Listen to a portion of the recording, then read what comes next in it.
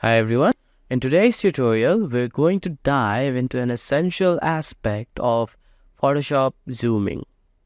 Whether you are a beginner or an experienced user, understanding the various zooming techniques can significantly enhance your workflow. So let's get started.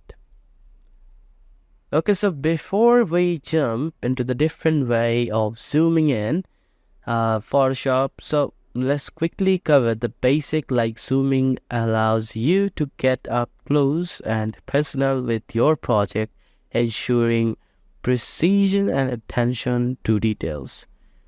Okay, so first up we have the trusted zoom tools, and you can find it in here too. So on the toolbars, and you can find it, simply press the zoom and it will give you the zoom, or give you the magnifying or reduce the view of any images. Okay, so click to zoom in, and if you want to hold the alt, or like it shows the zoom, like click over here and you can now see it's now switches into the comes up like this, and you can easily use it. Hold the alt key and zoom. Okay, so super simple, right? Okay, so next let's explore the navigator panels. Head over to the window in the top menu in there and select the navigators, and you can find it say the navigators.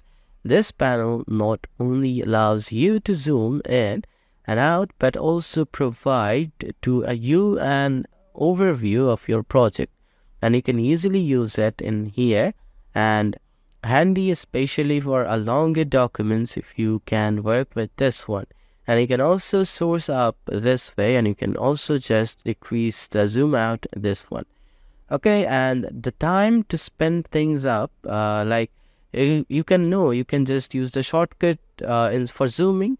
Yes, so press the control space, or you can just use for the Mac command and the space bar to drag the zoom. Like you can use this one for, you can now see it's come up in the zoom, or you can just use the alt for plus space bar to zoom out by using, and also drag in there and quickly and efficiently. Okay, so now let's talk about the skew by skewy zoom. So ensuring you to zoom tools selected here, and you have the selected, then click hold on the canvas and you can easily use it.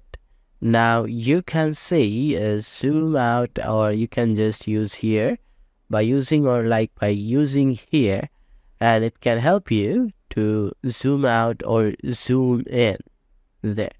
Okay, so as a dynamic way to control your zoom levels, so here is a simple way, one way to mouse and scroll, whether you scroll the zoom in or down or zoom out so easily right now.